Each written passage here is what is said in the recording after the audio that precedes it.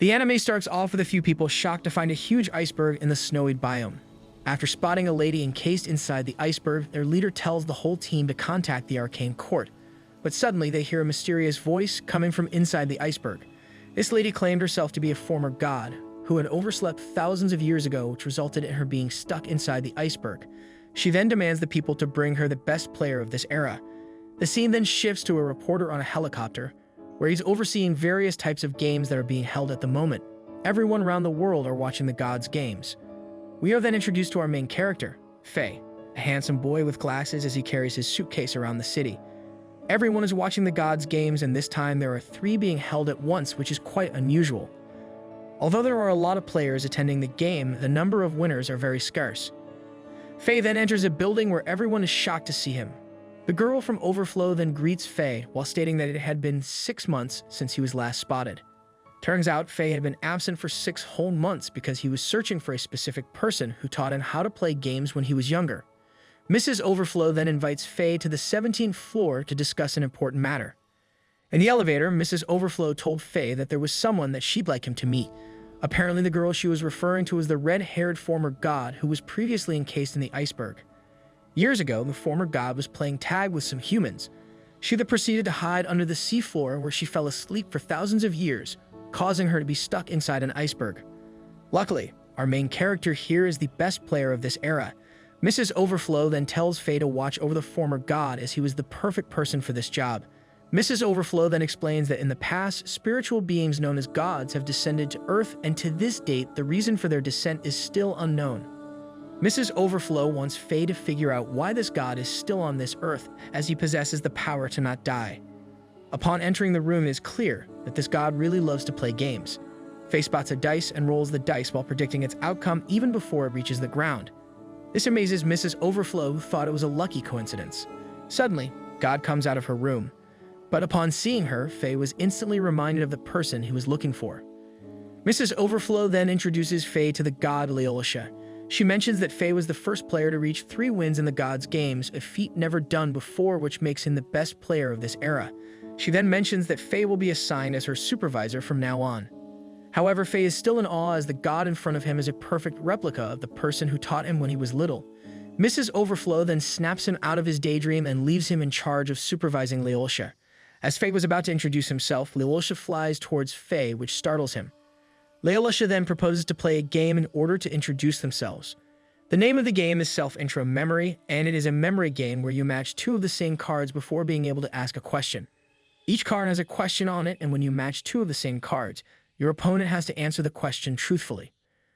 Leolisha then shuffles the deck of cards, but Faye points out that she needs to reshuffle the whole deck as he's able to memorize the whole deck's position. This shocks the god as Faye was able to memorize the location of the cards very quickly. She praises Faye for not wanting an advantage even when facing a god. Leolisha then adds a twist to the game and she floats the whole deck of cards in different orbits and speeds. This will cause the card's location to constantly change, making memorizing it impossible. In another room, it turns out that Mrs. Overflow is secretly monitoring the 2 through a hidden camera placed in the room. The game then starts with Faye making the first move. He picked 2 cards, but both of the topics didn't match, making it Leolisha's turn. She bends over to focus on the cards more, but upon seeing this posture, Faye tells her to stop since this posture is a bit dangerous. She then leaps onto a chair and begins to choose her cards, but fails to match the cards either. After a few turns, Faye was the first one to match 2 cards. The cards he got was Hometown, and he proceeded to ask Leolisha about her whereabouts. Leolisha then explains that most gods are from the same place called the Elements. It is also the place where the gods' games are held and humans can only enter using a special door. Mrs. Overflow then explains that the gods' games appeared because the gods were bored. They handpicked a select few of humans and gave them prizes which made them gain superhuman strength or magic powers that made them eligible to challenge the gods. However, those powers can only be used in the elements, and as a reward for winning a game, they'll be able to use a part of their powers in the real world. Players will lose their arises if they lose 3 games and will complete the gods' games if they win 10 games. Players who win a total of 10 games will be given a special celebration by the gods, which is still unknown to this day. The game then continues where Leolisha matches the 2 named cards and Faye introduces himself. After a few rounds, Faye realizes something. Turns out there is a deeper meaning to this game, as there was a wild card which enabled them to ask any question they could think of. Seconds later, Leolisha matches the 2 blank cards which were indeed the wild card mentioned before. She then asked Faye's true intentions on wanting to get closer to her, remembering the rules to this game where every question must be answered truthfully. Faye told her everything they had planned and her true motives behind everything. Turns out, Leolisha had already seen through everything and she just wanted to test Faye. She told him that she liked him from the very start and that she'd trust him. She then tells Faye to call her Leshy from now on, indicating the beginning of their relationship. But before ending the game, Leshy then asked Faye on what he would have asked if he had gotten the wild card. Faye revealed that he wanted to ask why Leshy stayed on Earth and why she specifically chose him to be her supervisor.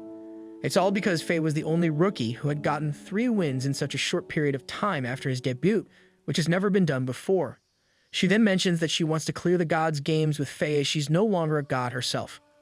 Turns out, Leshy came down to this realm because she wanted to play with the humans. However, the trip down here was a one-way trip, which meant she can no longer return to being a god. Her plan is to win 10 games with Faye in order to become a god again. Hearing this sparked Faye's interests as Leshy just revealed a reward for clearing the gods' games. She mentions that when a player wins 10 games, the gods will grant the players unlimited wishes. Leshy then drags Faye out of her room and brings him to the Divine Gate. They then entered the gate and challenged their first game together, Hide and God Seeks. The Titan God then caused some minor destruction in the surrounding buildings, causing debris to fall on the participants. They quickly use their abilities to shield themselves. However, Leshy is confused on why Faye isn't using his power. He then explains that his power is immortality, which isn't something that can be casted. Suddenly, a chunk of debris was going to fall on Leshy, but she effortlessly destroyed it, reminding Faye of her status as a former god. However, Leshy admitted she couldn't exert her full power, finding Faye's concern for her cute. 10 minutes ago, after passing through the portal, Faye and Leshy arrived in a place reminiscent of the city. They encountered other participants, including Asta, whom Faye greeted. Faye mentioned his recent return from his 6-month absence, surprising Asta. Leshy then introduced herself as well. Everyone was shocked by her presence, but she reassured them that she was on the human team. Suddenly, a small creature named Meep appeared, welcoming everyone. Meep explained that this is the Titan God's territory and that registration for the game is closed, resulting in 18 participants. Baldy then told his team to start the stream for the broadcast worldwide, and they were ready to begin. Miss Overflow watched the broadcast anxiously in hopes that Faye could fulfill humanity's mission by winning the gods' games. Meep then gave them instructions as Baldy reminded everyone of the Titan God's fondness for battle games. The girl then analyzed their chances in the previous games against the Titan God, realizing they had a 14% chance of winning with the current number of participants. But despite the slim odds, the group's hope remained high, especially with Leshy on their side. However, Meep delivered a twist. This time, the game wouldn't be a typical battle, but it will be a game of tag among the gods. Faye questioned the rules, thinking it was a regular game of tag within the confined area of the city. However, Meep clarified that while they couldn't leave the area illuminated by light, they could still lose without being tagged. With that, Meep concluded the explanation, gatekeeping details about the winning and losing conditions. To make matters worse, they had only 5 minutes to flee before the game started, but the Titan's impatience led it to start early. As the Titan pursued them with great speed, the participants scattered, attempting to blend into the shadows cast by the buildings. Faye and Leshy found themselves with 4 others, including Asta, and one of them suggested hiding inside the buildings for safety. Asta agreed and began moving towards a building entrance, distancing herself from the group. However, Faye stopped her, cautioning against the idea as the Titan likely knew their approximate location. Just as he spoke, the Titan appeared and headed straight for Asta, leaving her no time to flee. Asta's sudden change surprised everyone. Her body turned red and her wind magic started attacking her friends. Seeing this, Faye quickly figured out that anyone caught by the god will become his ally, a rule Meep had mentioned. Even though Asta told them to run, she couldn't control herself and accidentally tagged 3 friends. The Titan also took out one of them, making more people join his side. With only Faye and Leshy left, they tried to run as far as possible, knowing it wasn't safe anymore. The Titan went after someone else, but Asta kept chasing Faye and Leshy. He then noticed that the number of players had changed a lot, from 18 against 1 to 14 against 5. However, he noticed that only half of Asta's body turned red, meaning she wasn't totally out of the game. Faye and Leshy understood each other without speaking and made a plan on the spot. They begin by trapping Asta to stop her magic, and then Leshy touches her to bring her back to their team. Faye realized they could get their friends back, and the Titan started chasing them again. Faye then told Asta to hide, leaving only him and Leshy to escape from the Titan. As they ran, Leshy noticed how well they worked together. Faye liked the challenge, and Leshy thought it was fun to see humans fighting gods so seriously. This reminded Faye of the girl from his past who loved games just for fun. Despite finding the game exciting, Faye was determined to figure out how to win. As they ran, they found themselves surrounded by all the 15 players who had been caught, leaving only Faye, Leshy, and Asta on the human team. Seeking refuge, they dashed into a building, with Leshy destroying the connector to the neighboring building to slow down the Titan's allies. However, the Titan was still on their trail, and they needed a plan to win. Reflecting on their situation, Faye realized they needed to make all the players switch sides to win. Leshy immediately grasped what he meant, understanding the game's hidden rules, which included elements of tag, hide and seek, and another undisclosed game. With a clear strategy in mind, they split up. Leshy would bait the players out of the building, while Faye headed to the rooftop. As they executed their plan, the Titan destroyed the surrounding buildings, intending to end the game by trapping them. And Faye was determined to finish their plan before it was too late. Upon reaching the rooftop, Faye faced the Titan's imminent approach. The Titan tagged Faye, seemingly reducing the human team even further. However, thanks to his power to avoid death, Faye remained on the same team, defying everyone's expectations. Despite the odds still stacked against them at 16 against 3, Faye informed the Titan that the game was about to change. Explaining the hidden conditions of the game, Faye likened the city to a game board, where the gods' team took control of the pieces by tabbing them. Now it was the humans' turn to play and reclaim the players for their team. Similar to the game of Reversi, where pieces are flipped, the cityscape served as the game board. As Faye elaborated, the destruction of all the buildings marked the end of the game, similar to filling the board in Reversi. The winner was determined by the side with more pieces left on the board. Further explaining the conditions, Faye revealed that when someone was tagged by the Titan and others changed teams without being tagged, it was because they were sandwiched against in a specific way that flipped their allegiance, following the rules of Reversi. Faye's ultimate goal was to distract the Titan, allowing Leshy and Asta to take action. As planned, the girls came out from hiding and Asta strategically threw 7 participants against the wall, lining them up as before. By touching 2 people, they reversed the allegiance of everyone in the rows, shifting the score to 10 humans against the Titan's team. With the last building collapsing, signaling the end of the game, the humans emerged victorious. Even the Titan god accepted the defeat gracefully. And as everyone returned to the human world, Ms. Overflow celebrated the historic victory, marking the first triumph of humanity against the gods in 35 days. This tag game garnered record viewership worldwide. Grateful for Faye's contribution to the victory, Ms. Overflow asked about his experience partnering with the former goddess. Faye expressed admiration for Leshy's impressive abilities and remarked on their remarkable synergy as a team. However, Leshy humbly attributes their success not to her former status as a goddess, but to the synergy they shared as a team. She reminds Faye that she used to play alone until they met, sparking memories of his solitary gaming days. Miss Overflow reflects on Leshy's strength even back then, but now together as a team, Faye can finally pursue his dream of completing the gods' games. She then asks about Faye's motivations for winning the game as she herself aimed to regain her goddess status. Faye then tells her that his goal is to find a person from his childhood, a mentor who taught him about games. Despite always losing, she encouraged him with a smile until one disappearing one day, leaving him longing to express his gratitude. Leshy finds Faye's wish intriguing but wonders if he has any other clues besides her love for games. Faye admits he only remembers her red hair, reminiscent of Leshy's own. As it couldn't possibly be her due to Leshy's 3,000-year entrapment in ice, she hopes Faye can find his mentor. However, Faye contemplates that meeting someone so similar to his mentor must be fate, and now, united as partners, they will strive to conquer the gods' games together. That night, Miss Overflow realizes that they needed more teammates to boost their chances in the god games. Ms. Overflow discloses that each team requires at least 10 people to increase their odds of winning. Since there's no limit to human participation, they'll only face off against one god per game. However, Leshy isn't open to teaming up with other people. Faye then uses online forums to recruit teammates while scouting for players near the registration booth. He knows a team captain named Ash and calls him to propose joining forces, citing their recent victory. Initially feeling honored, Ash agrees but changes his mind when he learns that Leshy is with Faye. He reveals Leshy's past bad reputation, stemming from an incident where she overreacted to a team mocking the gods' games, which resulted in them being in the hospital. Despite finding Leshy cute, Ash declines her inclusion due to her bad reputation, causing Leshy to feel disheartened.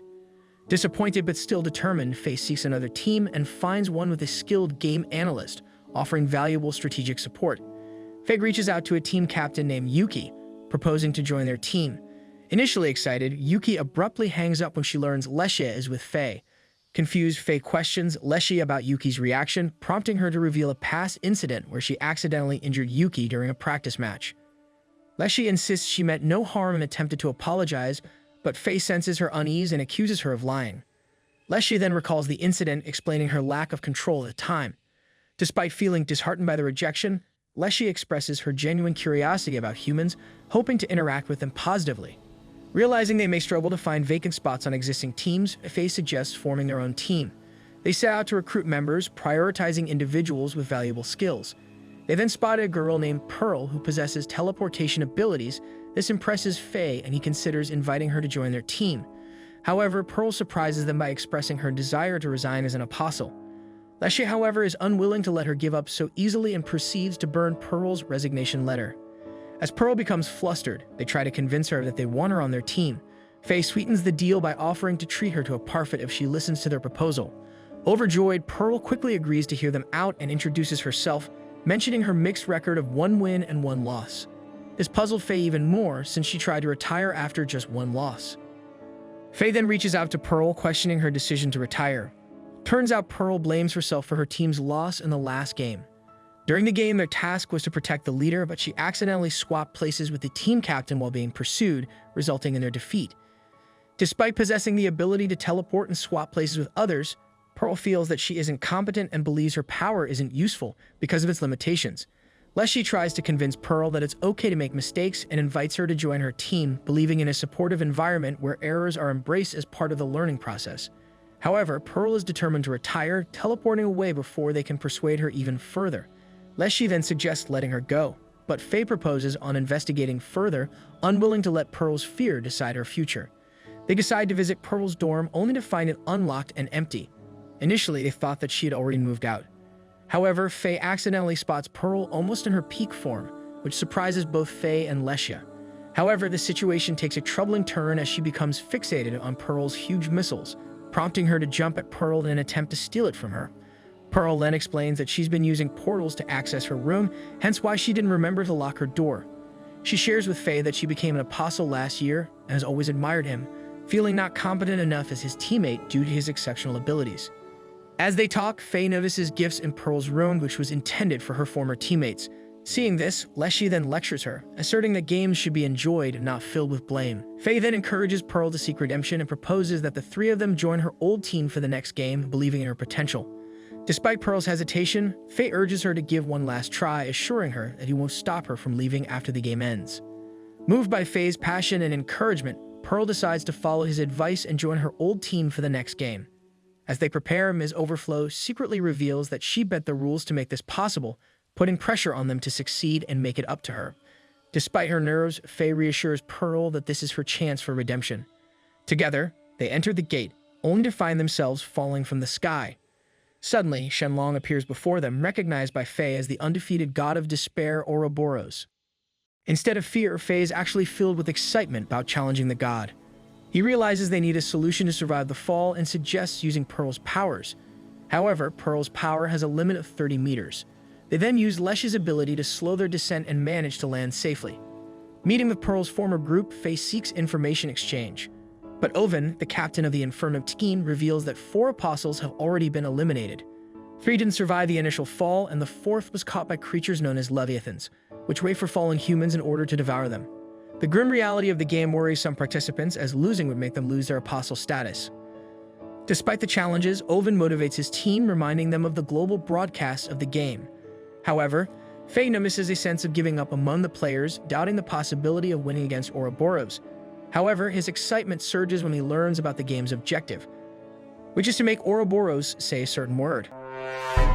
As the group goes deeper into Ouroboros' massive body, they fall into a trap set by the god.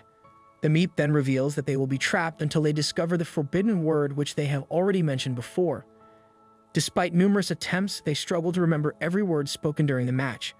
But eventually, Faye recalls the word ouch, spoken by Lei and Pearl when they fell, freeing the group from the trap. Moving to another part of Ouroboros' body, Faye notices that the god doesn't understand human language. He deduces that the condition for victory isn't to make Ouroboros literally say the forbidden word, but to evoke some form of pain.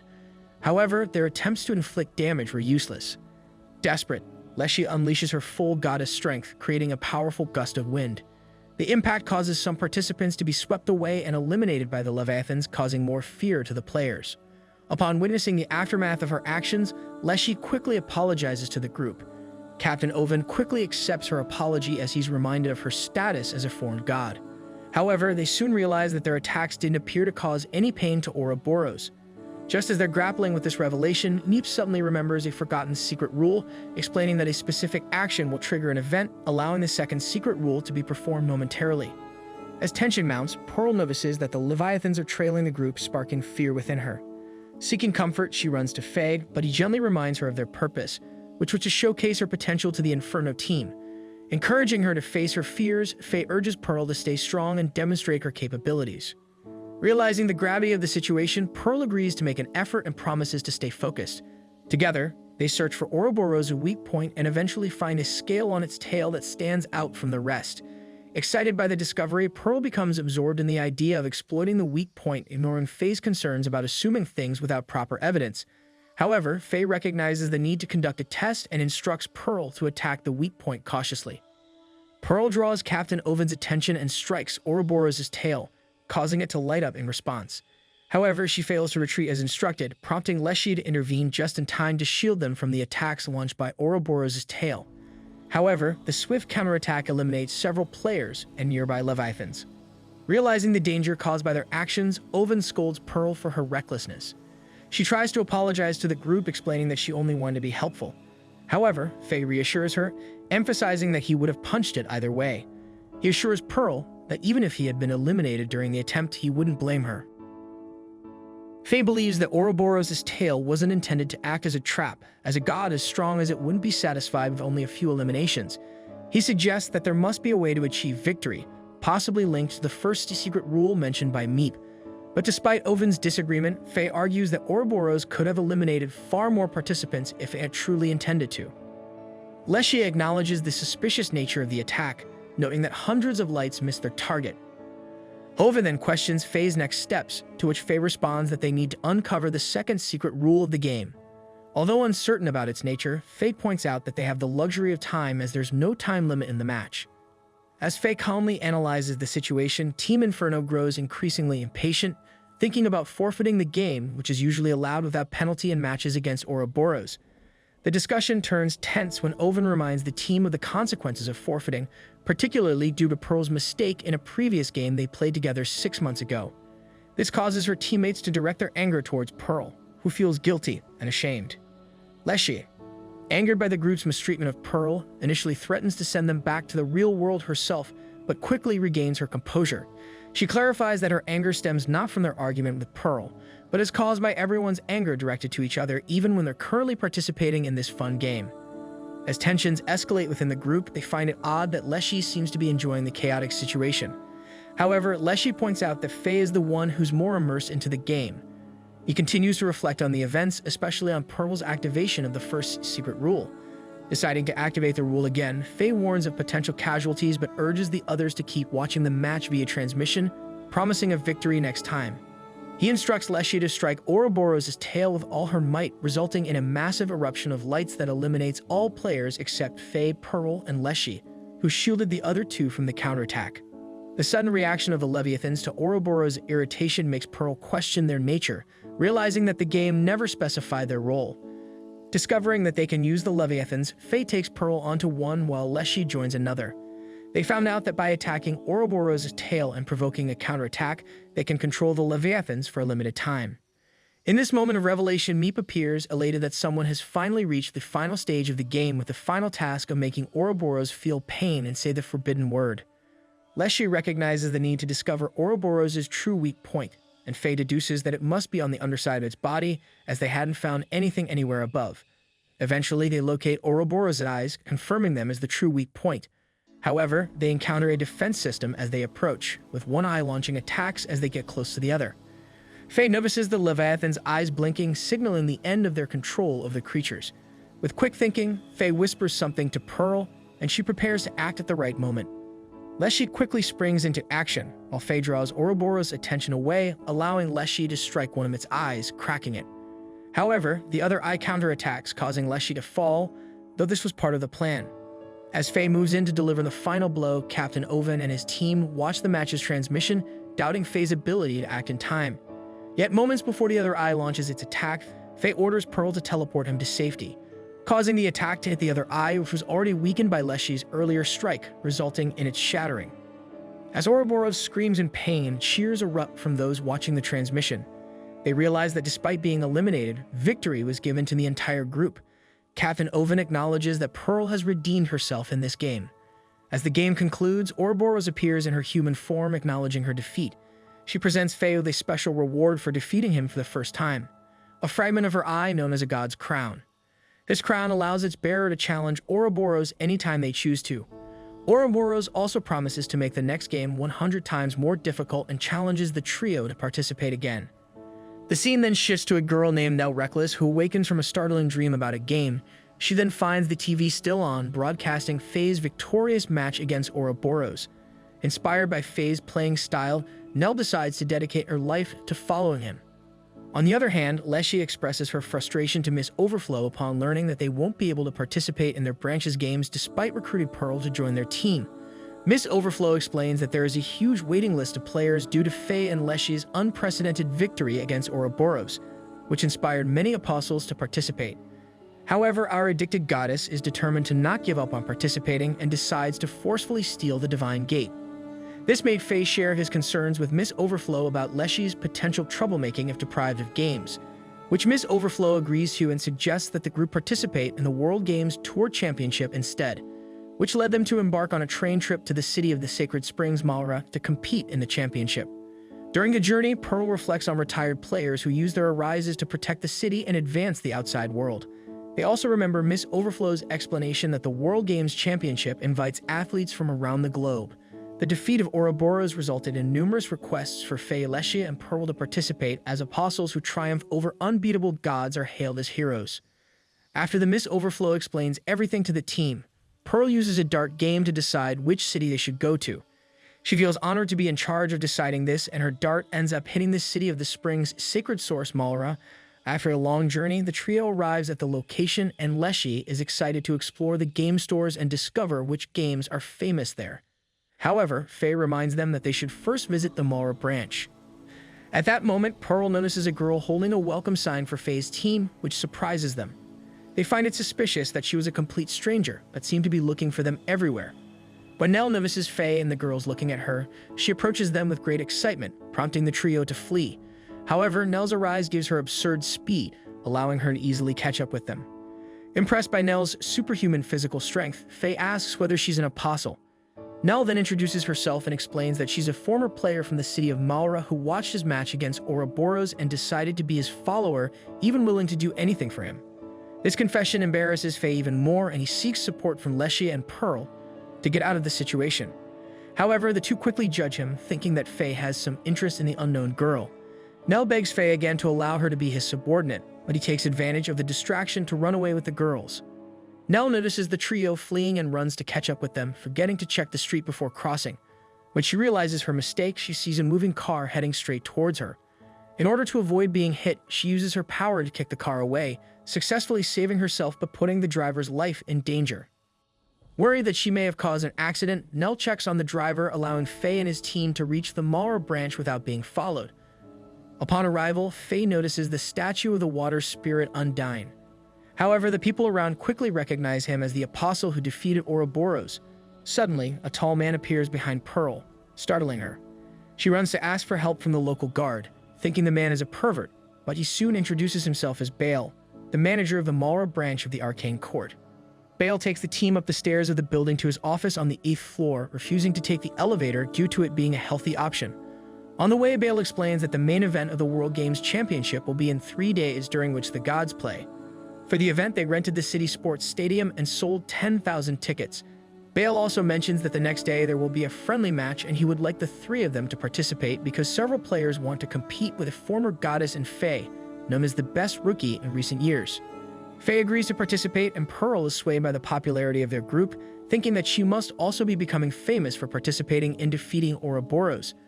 Later, Bale takes the trio to a room to show several photos of the previous year's World Games Championship, including those of the people who came to the city as guests at the time. Leshy notices that in one of the photos, the team wears black uniforms, and Faye remembers that that color belongs to the best team of the branch. Bale takes the opportunity to explain that the golden embroidery on the uniform indicates that it belongs to the main branch of the arcane court. At that moment, an apostle in a black uniform named Dax Gear appears and recognizes the team as visitors due to the uniform's blue embroidery. Bale notes that Dax has always wanted to meet the visitors before the games and begins to introduce Dax to the group. However, Bale quickly warns him to speak politely as he's talking to a former goddess. But Dax doesn't seem to care about it and makes it clear that he won't give them any special treatment because he's only interested in knowing if the three of them are good players or not.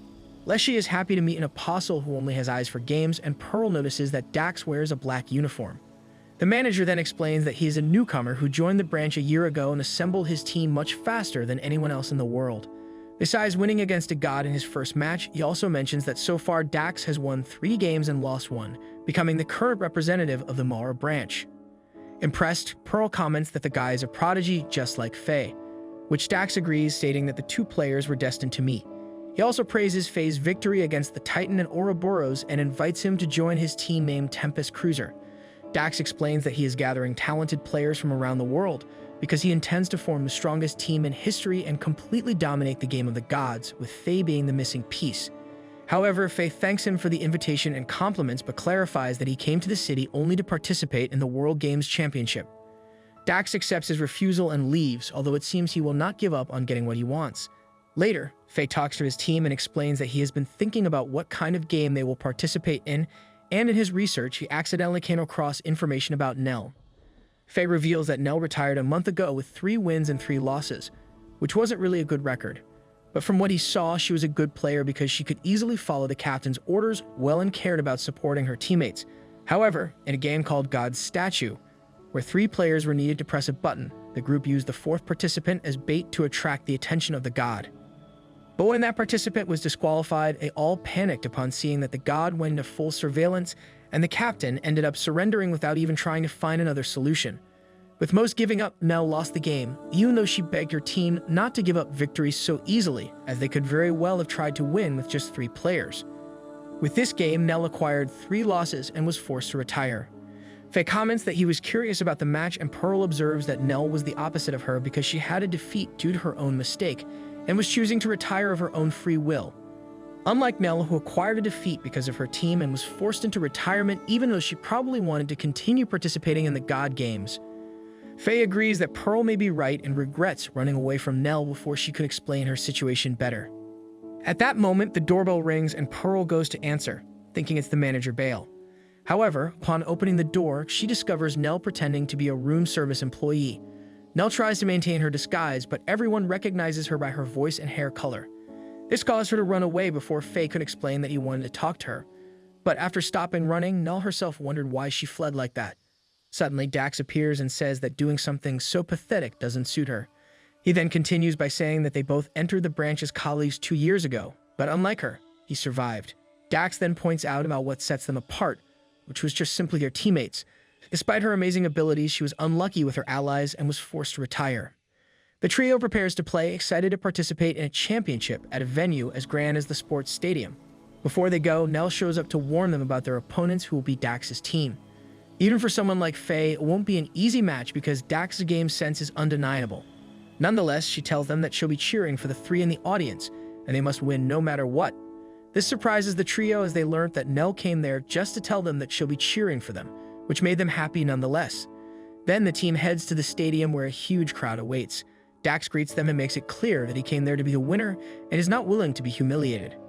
Faye observes that his opponent is intense, making it clear that this is a compliment.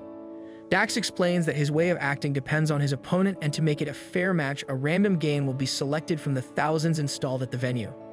Then Dax asks the operator to start the selected game, and an augmented reality video appears, causing various data to appear throughout the stadium, much to Faye's surprise. The game displayed on the screen turns out to be Subaroku, but with a twist. It's played with cards instead of dice. As this game requires 4 players, each team must choose 2 players. Dax then introduces Kelrich Shi from his guild as their second player. He then predicts that Faye will partner with Lesha, but Faye surprises everyone by choosing Pearl instead.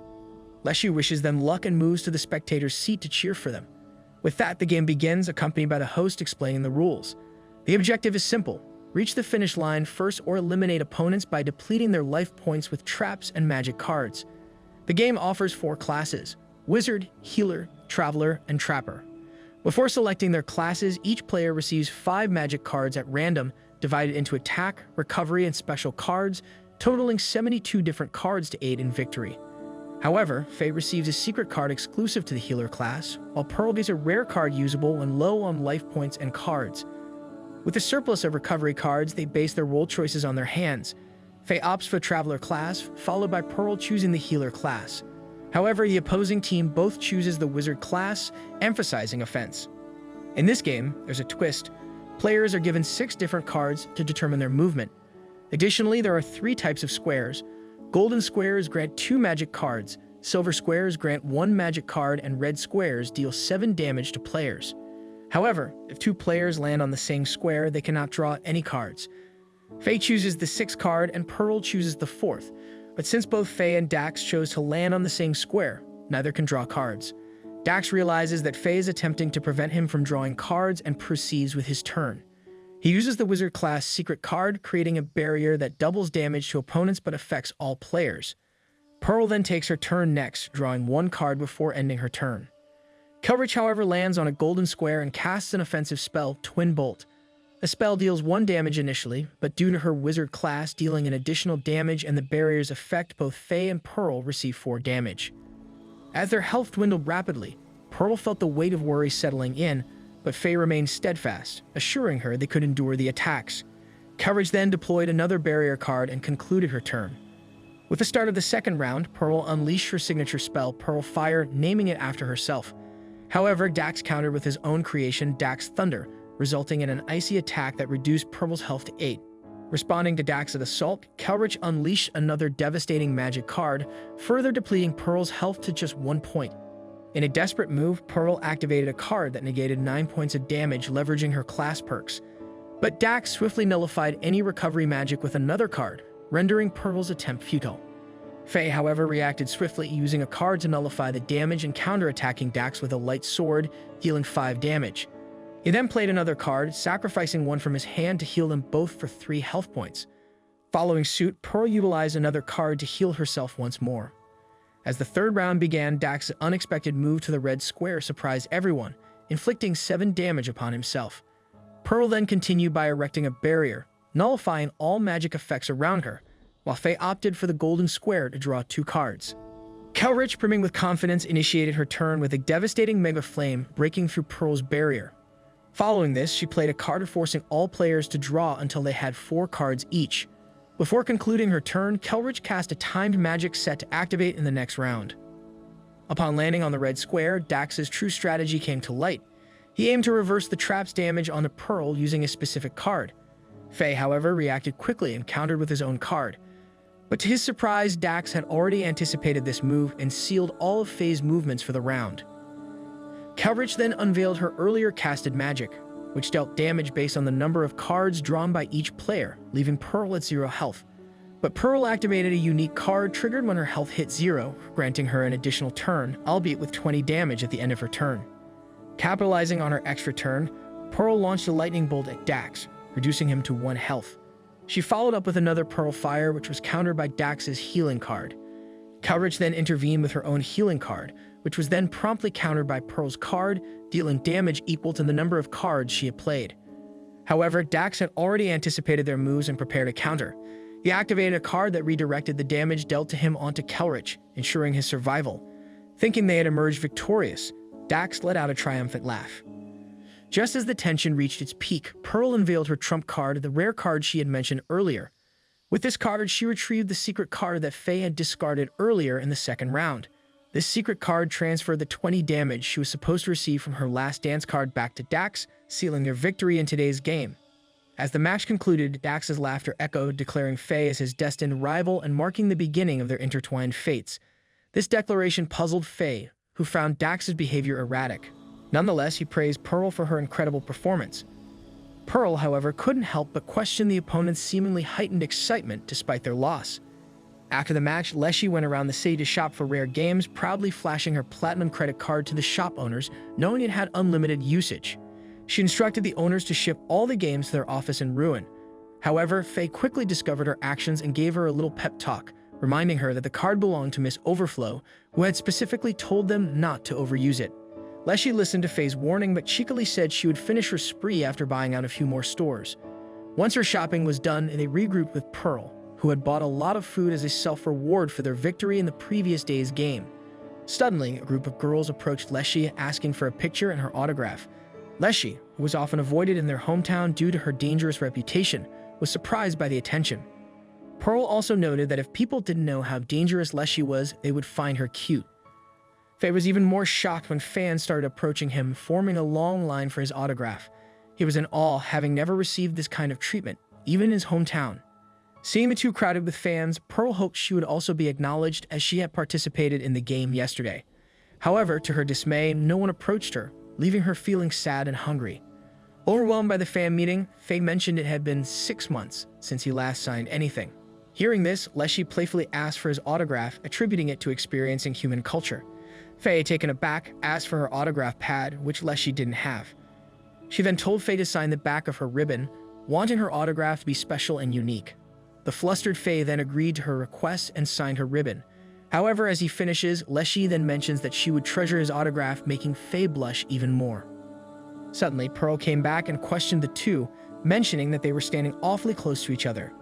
A huge crowd then caught their attention and they realized it was because of Dax. She explained that they were filming a broadcast about Dax eating in real time, which thousands of people found entertaining. Rumor had it that the show alone brought in twice the money of an average apostle. Suddenly, Kelrich joined the conversation, attributing the show's success to Dax's popularity. She boasted about Dax but clarified that they were just business partners with no personal ties or feelings for him, but soon excused herself to take pictures of Dax eating. Out of the blue, Faye called out to Nell, who had been watching the trio for quite some time. She quickly approached Faye, commended him for his performance yesterday, and proposed to be an analyst for Faye's team, but was quickly refused. Not wanting to give up, she then suggested being Faye's personal maid, which Leshy promptly rejected. After being rejected twice, Nell decided to leave but was stopped by Faye's words. He asked her about her true intentions, doubting that she really wanted to be an analyst or a maid. Faye then invited her to an arcane court meeting to be held the next day. At the arcane court, they were welcomed by Balaguer, who mentioned their upcoming battle against the gods. He explained that their headquarters had selected 12 members from their branch to assist in today's game. Confused, Nell butted in, questioning her presence there. But Bale explained that Faye had told him she wanted to observe the game. Faye, however, didn't disclose anything further and told her that a teammate is supposed to stay close and cheer for their teammates. He asked her to trust in him and cheer for them and proceeded to enter the game. They found themselves in a vast desert, filled with nothing but sand. Soon, they were greeted by Dax and Kelrich, who were also participating in the game. Dax introduced them to the other team, led by Camilla, but suddenly, to everyone's surprise, Dax told Faye that this was his event and it wasn't his place to interfere. After his motivational speech, Dax called out to the gods to begin the game. The ground shook heavily and a pyramid emerged from beneath the sand. They were then greeted by an elemental Meep, who started explaining the rules of the game. Before beginning, the Meep assigned each participant a blue flower, explaining that their job was to take care of it or they'd be disqualified. Once the buds bloomed, the flowers would show 3 different colors: the special golden flower, the poison flower, and the rest as white sandflowers. The goal of the game was to offer the sunflower to the highest level of the pyramid. Hearing this, Faye calculated the distance to the pyramid to be 2 or 3 kilometers. However, the catch was the gods' team, which was on defense, would try to steal their flowers during the game. When the enemy team was revealed, everyone was flabbergasted to see it was made up of cute cats. The cat's job was to take the flowers from their hands, but if the players managed to steal the cat's flowers, the cats would be eliminated. However, if the cats stole their golden flower, the whole team would be eliminated. The Meep also revealed that the gods' team would possess 1 golden flower and 1 poison flower. But if a poison flower was stolen, the opposing team would be debuffed and stunned for 5 seconds, resulting in their immediate loss. Their job was to protect the sunflower and let the enemy steal the poison flower. Faye then asked if it was allowed for them to exchange information about their flowers, and the Meep confirmed it was. Faye then nudged open his buds to find he had a normal sandflower. However, Pearl soon revealed she had the golden flower, followed by Kelrich revealing that she had the poison flower. The Meep advised them to carefully decide who would carry which flower, continued with Faye explaining the 3 winning conditions and begins strategizing with the team.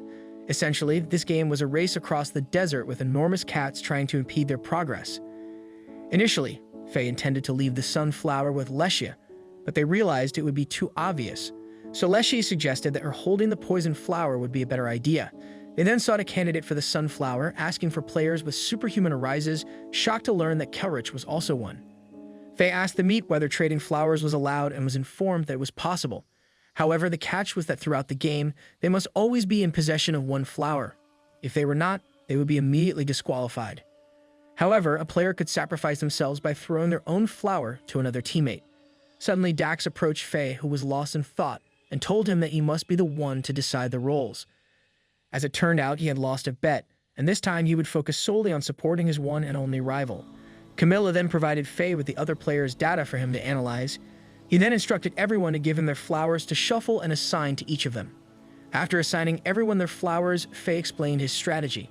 He instructed everyone to keep their flowers a secret, aiming to confuse the god's team and prevent them from targeting the sunflower.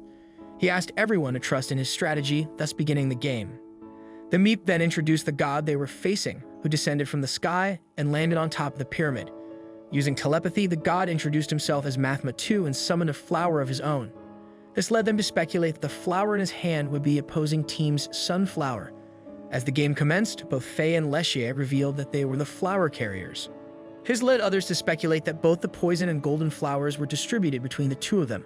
However, Belegar pointed out that this might also be a bluff, a likely possibility. Everyone was confused by their actions, but Dax and Nell looked forward to whatever plan Faye had in store. The Meep then officially began the game, and everyone sprinted towards the pyramid. Rumbling could be heard from the distance as hundreds of cats started to emerge from beneath the sand. Despite the chaos, Pearl took a moment to admire the cuteness of the cats. The god revealed that there were 1667 cats against the 15 humans in this match, which everyone deemed unfair. Camilla mentioned that initially she only saw 3 cats and the god, so she thought the game would be easy. But Kelrich dashed past everyone even without activating her Arise, which impressed Faye. He calculated the speed difference between the cats and the players, realizing that the cats were designed to outspeed the players. He speculated that they only had 30 seconds left before the cats caught up to them, prompting the need for a new plan. Suddenly, a mage cat appeared out of nowhere and caused a huge sandstorm, blocking their path. In this game, players would also get penalized if they ran too far away. As they tried to devise a plan, some of the cats had already caught up to the players, eliminating them. A player attempted to attack one of the cats, but it remained unaffected and regenerated its body. As Camilo was about to be attacked, she cast a frostbite spell, immobilizing the cats. Dax also joined in, blowing a huge chunk of the cats using a spell he named Dax Hurricane. However, one cat managed to catch Pearl off guard and slightly tore her clothes away, revealing her undergarments. As she tried to escape, a perverted cat caught her, worrying Faye. Witnessing this, Kelrich punched the perverted cat, saving Pearl from being eliminated. As their numbers quickly dwindled, Leshia used her powers to split the ground into 2, slowing down the cats. Kelrich, however, worried about upsetting Leshia and the consequences it might have on the human world. To their surprise, the terrain quickly regenerated, controlled by the god's powers within the game's elements. Spotting an oasis in the distance, Camilla questioned its purpose, but Dax urged them to focus on the goal, the pyramid. Despite their efforts, the cats quickly caught up again. Faye instructed Leshia to use her powers once more to slow them down. But this time, the cats managed to jump over the gap and block their attacks with defensive magic. In a desperate mood, Camilla sacrificed herself to distract the cats and slow them down with her magic. As they ran, Kelrich advised Dax to hide his flower, but he kept it in his hand as a precaution. Suddenly, the mage cat punished them again for going too far, catching Dax in its sandstorm. Pearl attempted to save him with her portal, but it was too late, and they watched helplessly as Dax was engulfed.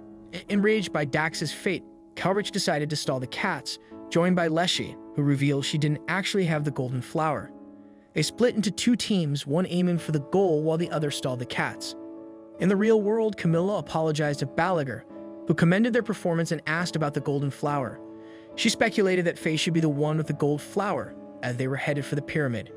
Dax met Nell and informed her that he had fulfilled their bet, urging her to watch the game closely. Back in the elements, Mathma congratulated them for their progress and challenged them to finish. Suddenly, more cats emerged, holding Faye in place, intensifying the challenge. In a bold move, Faye throws his flower to Pearl and instructs her to finish the game. Pearl uses her powers to teleport above Mathma and delivers a powerful punch to his staff, successfully stealing the flower. However, her triumph turns to dismay as she realizes it's the poison flower. The god had anticipated this, revealing that the true golden flower was hidden in the oasis, a place most would overlook. As the god retrieves the flowers from Pearl, he's shocked to find neither she nor the others possess the golden flower. Faye then reveals the golden flower, explaining he had two flowers all along. Dax had secretly transferred it through Pearl's power during the sandstorm created by the cat mages, hiding the transfer effectively. Impressed by their strategy, the god still challenges Faye, but Leshy's clever move of giving a cat the poison flower stuns the god for 5 seconds, giving Faye an opportunity. Utilizing Kelrich's strength, Faye reaches the top of the pyramid, securing their victory. With the flower atop the pyramid, the human team wins. The god congratulates them and awards Faye with a golden flower. In the real world, Faye confronts Nell again about her intentions. She reveals her desire to challenge the god's games as an apostle. Faye invites her to participate, explaining there's a way for her to do so. Later in the office, Miss Overflow introduces them to the unique god, the bookmaker. Winning against him reduces a player's loss count, but someone must wager a win to challenge him. Faye volunteers to offer one of his wins to help Nell regain her apostle status. The scene shifts 96 hours later, showing Nell facing the bookmaker, troubled but determined as he takes the form of herself. Back in the present, Faye is deep in thought, confident about their upcoming match against the bookmaker. As they travel back to Ruin, Nell is visibly nervous. Pearl, sensing her tension, playfully blows into Nell's ear, easing her anxiety. Faye then explains more about the bookmaker, emphasizing that the match will be a one-on-one battle. By wagering one of Faye's wins, they can reduce Nell's loss count, allowing her to rejoin the god's games. Nell feels uneasy about wagering one of Faye's precious wins. Faye, however, seems unfazed, which prompts Nell to lecture him on the importance of his achievements. She highlights that the chance of someone winning against the gods is a mere 11%, making each win incredibly valuable. Faye reassures her, stating they have a chance against the bookmaker. Pearl is skeptical, but Faye admits he doesn't have a specific plan yet. He hints at having some crucial information he cannot disclose, but admits he has never faced the bookmaker himself. Leshy, ever optimistic, expresses her confidence in Nell. She encourages her, emphasizing that there's no way Nell will lose after wagering Faye's wins and rejecting the world tour for this challenge. Feeling the immense pressure of their expectations, Nell faints, bringing the scene to a close. At the main branch, they meet again with the one and only glorious Miss Overflow, who congratulates them on their world tour performance. She welcomes Nell warmly, accepting a souvenir as a gesture of apology for the trouble caused. Miss Overflow then asks Nell when she wants to challenge the bookmaker, probing into her confidence and readiness. After a brief discussion, it was decided that the match would be held the next day. Back at the girls' dormitory, a welcoming party is held for Nell to celebrate her joining their group. Leshy, fascinated by the softness of Pearl's bed, falls asleep almost instantly. Nell then expresses her gratitude to Pearl for the warm welcome. Pearl, in turn, shares her relief at having another ordinary person in the party, as she often felt out of place among the more powerful members. Touched by this, Nell hugs Pearl, causing their drinks to spill accidentally. Pearl then suggests they take a bath together. As soon as this idea is proposed, Leshy quickly excuses herself, urging them to go ahead without her. In the bath, Nell is taken aback by Pearl's sleeper build, particularly her melons. She comments on the size of Pearl's melons, expressing envy, and quickly understands why Leshy might have avoided bathing together. Pearl, however, trying to shift the focus, compliments Nell's thighs, calling them one of her charms. This boosts Nell's confidence, and she imagines Faye being attracted to her thighs. The scene shifts to them standing in front of the Heavenly Gate, where Miss Overflow explains the rules of the upcoming match. It will be a pure one-on-one battle against the god, with no outside intervention allowed. The match is designed in such a way that no cameras will work in the bookmaker's realm. As they enter the bookmaker's realm, they find themselves in a dark room resembling a casino, with a poker table at its center. Nell is confused and questions the bookmaker's intentions. A voice from the distance reveals that this realm is a manifestation of Nell's own mind. The room's darkness represents her insecurities, while the strong ceiling lights symbolize her willpower. Pearl is shocked to see the bookmaker taking on Nell's form. The clone introduces herself as Grimoire, explaining that the bookmaker is just one of her many aliases, as she is known by around 200 different names. Before beginning the game, Faye tries to confirm the game's rules and states that he will be wagering 3 of his wins. Shocked by this revelation, Pearl and Nell initially deny his wager, but Faye insists that it is okay. They seek Leshy's help, but to their surprise, Leshy also agrees with Faye's wager. Grimoire, approving the bet, chooses poker for today's challenge. She explains that she is currently in a good mood as it has been ages since she was last challenged. Before starting the game, she reminds the others to stay silent as giving advice or cheering is not allowed. In this game, each side is granted 5 coins representing their lives. They receive 5 cards, each with 1 chance to discard unwanted cards. In the first round, both players discard 3 cards, indicating they both have a 2 pair. Grimoire tells Nell to bet first, and Nell raises the bet by 1 coin.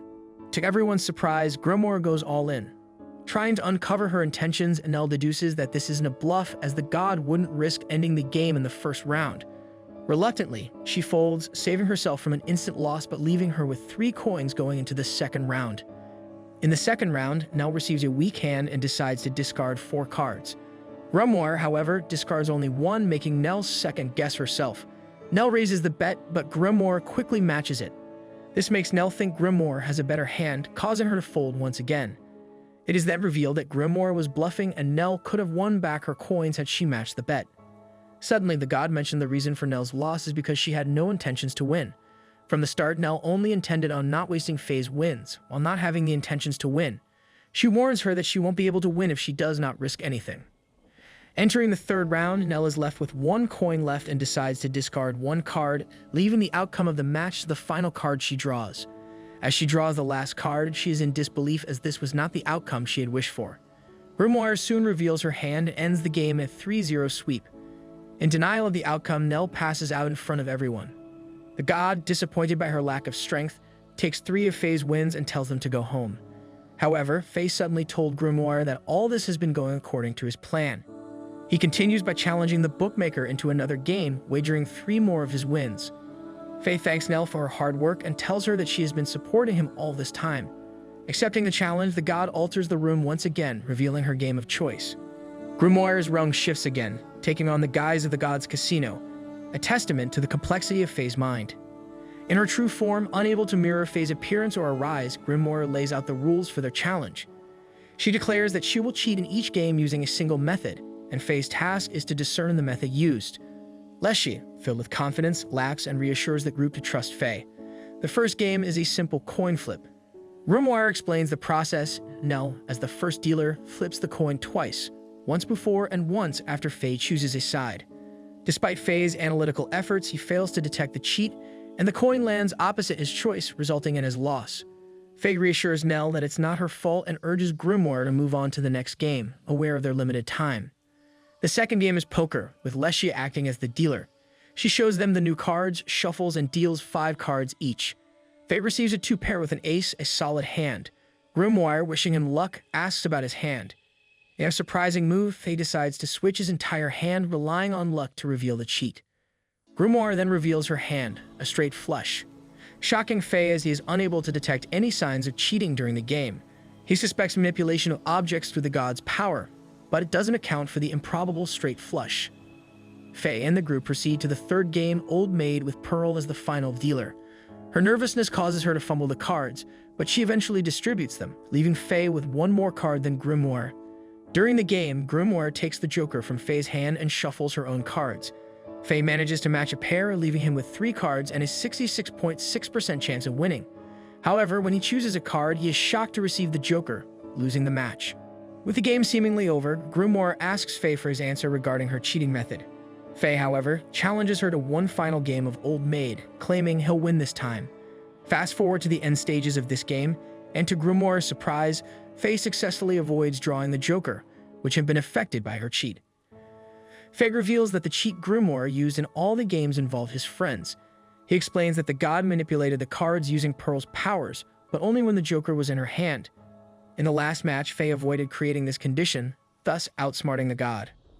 Satisfied with Faye's deduction, Grimoire returns his initial wager and erases all 3 of Nell's losses. Before ending the game, the god questions Faye's true intentions as he risked all his wins for an uncertain outcome.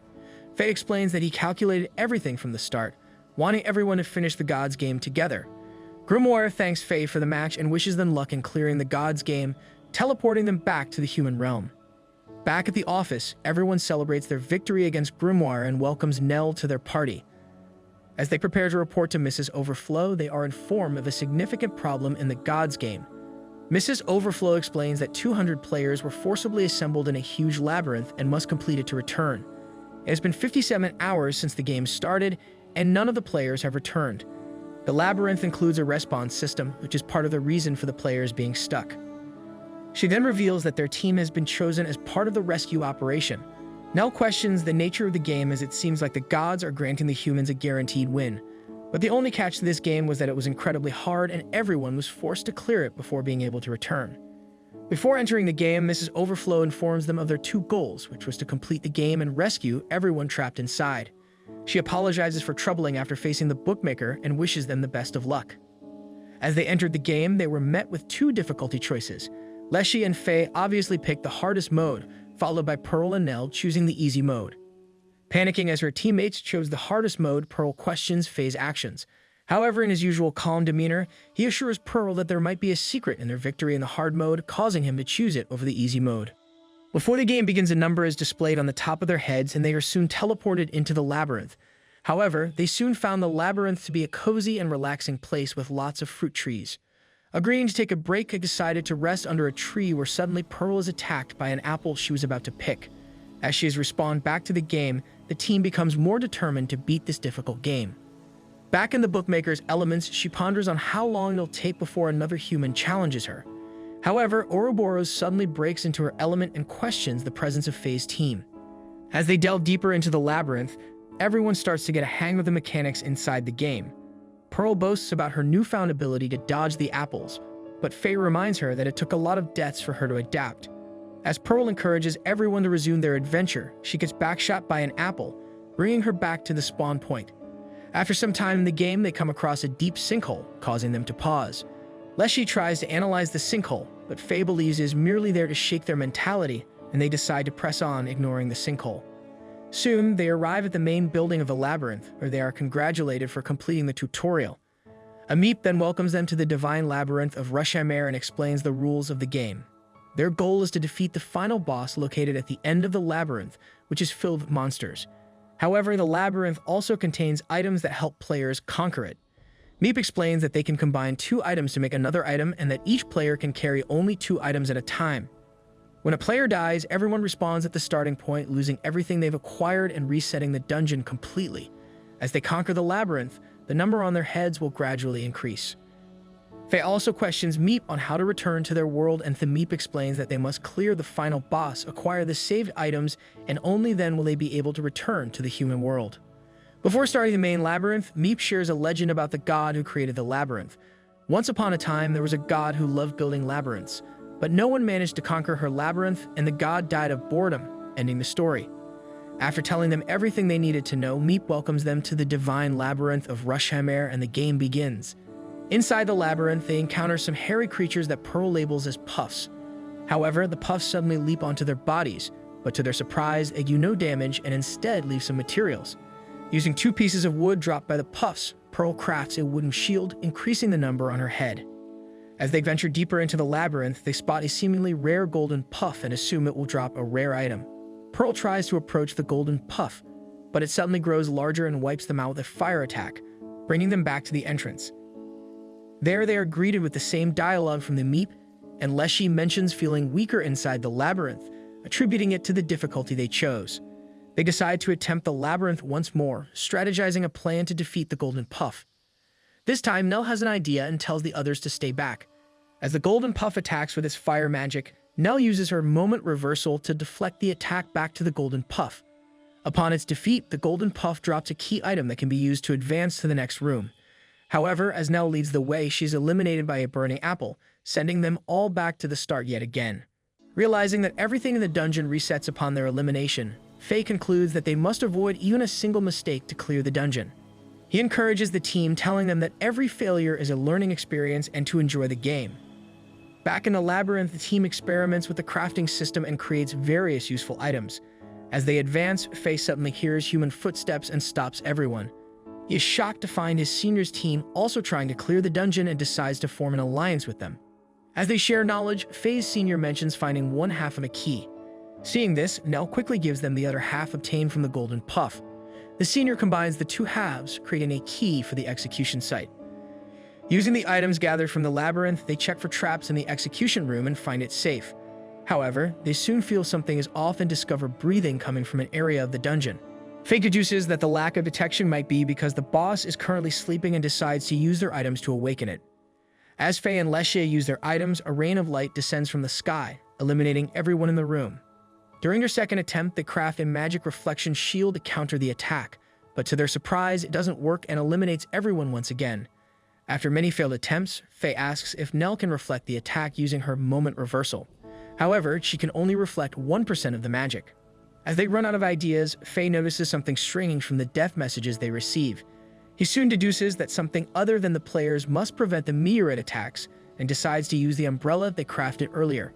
Surprisingly, the umbrella endures the attack, and they are met with the main boss fight. Everyone charges at the boss but can only deal 1 damage to it. Another player uses an item to analyze the boss and discovers that it has 2.5 million health, making them fear that defeating it would be impossible. However, they realize that the boss inflicts damage on itself when it counterattacks, presenting an opportunity to defeat it. They only need to make a counterattack and dodge its attacks, letting it harm itself until it has no health left. As the battle nears its end, one of the players is almost eliminated by the boss's attack. Seeing this, Nell springs into action, finishing the boss with 2 powerful kicks. Worried for her safety, Pearl hugs Nell and gives her the boss drop item called the Bell of Resurrection. Curious about its name, Nell rings the bell only to find the same boss respond. Suddenly, Ouroboros breaks through the labyrinth and lands on top of the boss, stating that she's been looking for Faye's party the entire time. Ouroboros tells them that she made the bookmaker erase her only loss and demands that Faye's party play with her again. Annoyed by the boss's movements, she punches the boss, dealing 8 million damage and killing it in 1 blow. The group was stunned when Ouroboros one-shotted the boss, causing an item to drop from the defeated monster. This item, one of the save items mentioned by the Meep, would allow players to return to the real world. However, Ouroboros questioned their happiness, pointing out that this item wouldn't help them clear the game. She noted something peculiar about the game that prevented players from completing it entirely. Faye then shared his observation that in all of the gods' games, the players are always facing the gods. He recalled the Meep's story about a god who died from boredom because no one managed to conquer her labyrinth. Combining these 2 points, they concluded that defeating the last boss, which is the god herself, might be impossible. With this information, Faye suggested that the other players return to Earth and inform Mrs. Overflow about this potential bug. Faye's team, however, would stay in the labyrinth to confirm their suspicions. As the players used the save item to leave the game, the labyrinth transformed into a normal cave. The Meep reappeared, warning Ouroboros about interfering with another god's game. It then welcomed them to the next level, the underworld, and wished them luck in achieving a clear. As they delved deeper into the 2nd floor, Nell recommended leading the way due to her arise being effective against traps. Faye questioned Ouroboros about how long she would follow them, but she silenced him, claiming she knew everything. She then proposed inviting them to a new game but got distracted by a yellow button on the wall. She pressed the button, causing the wall to spray pepper spray all over Pearl's face. Suddenly, Nell told everyone to keep quiet, having heard a noise. Following the sound, they encountered a small witch and a sick puff. Pearl, worried about the puff, picked it up, only for it to puke all over Nell.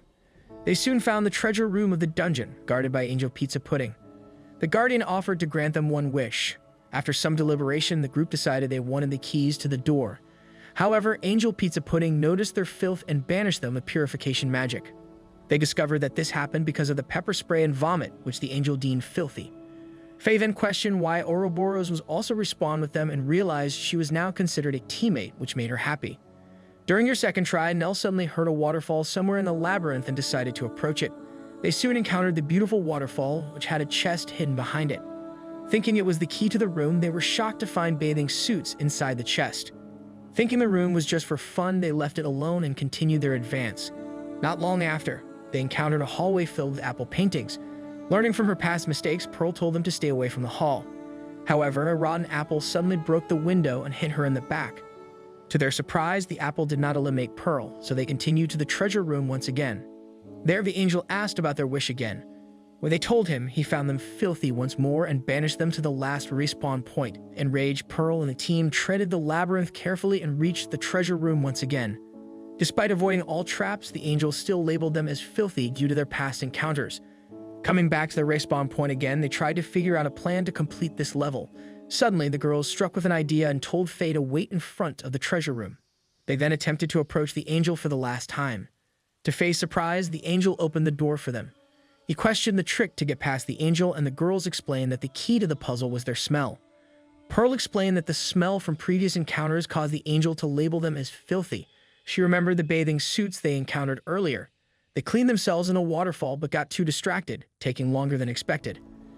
Faye commended everyone for their great work, and they proceeded into the treasure room. Inside, they found another item, allowing them to store 100 items and keep their items upon death. Suddenly, a meat popped out of nowhere and congratulated them for reaching the last boss, dropping them through a trapdoor under their feet. The trapdoor led them to a boss arena with a pyramid in the middle, which turned out to be the grave of the god who created the labyrinth. Remembering that the labyrinth was called the Labyrinth of Death and Rebirth, they soon theorized that this was a hint to finishing the last dungeon boss. Pearl tried to use the Bell of Resurrection she got earlier from the lion boss, but nothing happened. Faye recalled the words said by the god from the Meep's initial story and concluded that they must first finish the dungeon before challenging the god. He pointed out the release value given to them when they entered the game and figured out that they had to make it reach 100. This meant they had to explore every part of the dungeon, obtain every item, and uncover all the secrets behind the dungeon's gimmicks. Initially, the others were worried this might take a long time to achieve. However, Faye reminded them that they could accomplish this if all 200 players worked together. The scene shifted to Faye's senior entering the dungeon, seeing that they had collected multiple copies of the dungeon's items. Faye welcomed his senior, who asked about the map they had made to conquer the dungeon. He then gave his senior the key item and told him to assist in collecting the dungeon's items to reach max completion. Suddenly, Pearl and Nell rushed over to the duo and revealed that they had discovered something new when they'd brought the sick puffs to the waterfall. The cured puffs led them to a secret village and gave them a secret item, making them friends with all the puffs. Everyone from the other branches also participated in clearing the dungeon, splitting into multiple teams to speed up the process. Faye's team then discovered another hidden room with a Sphinx statue and a big ruby. As they talked, the Sphinx statue suddenly transformed into a hidden boss, claiming to be stronger than any other boss they had encountered before. However, as it finished its transformation, Ouroboros punched the boss once, sending it flying and obliterating it. Realizing what she had done, the same Meep appeared in the room and kicked her out of the labyrinth. While being transported, Ouroboros wished the others good luck and told them she would be waiting for them to clear the game. As they neared the end of the dungeon, everyone was tired from non-stop exploring. Suddenly, Pearl came back once more and told Faye that they had found the final gimmick in the dungeon. They were brought to a shrine with multiple face dice and were instructed to make everything into one. Faye tried to attempt the gimmick but found it too hard as the dice had 24 faces, making the probability too small. Dax soon appeared behind them and told the group to leave this gimmick to him. Before attempting the gimmick, he cleaned all the dice, not wanting to dirty his godly hands. As he rolled the dice, he instantly made all of them into one, completing the challenge in a single try. After completing the gimmick, they receive an item capable of reversing death once, and their release value skyrocketed to 99,999%. This puzzled everyone, since this was supposed to be the final gimmick. Faye recalled one unexplored area, the huge hole near their spawn. Believing the hole to be the last gimmick, they jumped down, and the number turned to 100%. The hole was a shortcut to the dungeon's last boss, hidden in plain sight. Upon meeting the conditions, they rang the bell again, causing the pyramid to glow and reviving the labyrinth's god. The god introduced herself as Anubis, the god of the underworld, and congratulated them for completing the labyrinth. She then summoned every monster in the dungeon, shocking the group. As the battle commenced, she ordered the lion to use its special move. Having faced the lion before, they quickly equipped the umbrella, deflecting its attack and annihilating everything around it. Baffled, the god accidentally obliterated the lion with her staff. Realizing Anubis' weakness was her own impulsiveness, Faye told Pearl to launch an attack using an item that claimed to work on any boss. They found out the attack did nothing, and Anubis continued summoning more minions while chanting her ultimate spell. These puffs posed no threat as they had obtained an item to befriend all puffs. Anubis changed the rules and completed her chant, obliterating everyone in the arena. Everyone perished from her ultimate attack, but the item from the last gimmick reversed their deaths before shattering. Surprised they were still alive, Anubis spammed her erase spells, casting her ultimate spell one last time. This time, the boss sealed all their items, leaving them no chance to counterattack. Desperate, Nell charged towards the spell and used momentum reversal to reverse it, which surprisingly worked. Still unsatisfied, Anubis summoned all her minions and cast her ultimate attack, but she cleared the path and Pearl used her powers to teleport them away from the impact. The blast destroyed the entire arena, but they survived due to everyone's efforts. As Anubis descended, she revealed her satisfaction that someone cleared her game and withstood her attacks. She rewarded the humans with victory and gave Faye a special item allowing them to summon anything from the labyrinth into the real world. Anubis wished the group luck and told them she would be waiting to challenge them again when the time came before vanishing into the sky. Back in the real world, everyone congratulates Faye and his party who successfully cleared the unbeatable game, while they once again plan to challenge the next God Games. This then concludes the full recap of this anime. If you enjoyed this video and want more of it, go ahead and hit that like button down below and don't forget to subscribe to the channel. Thank you everyone for helping us in reaching 5,000 subscribers. Let's continue to grow this community and help us reach a new goal of 10,000 subscribers.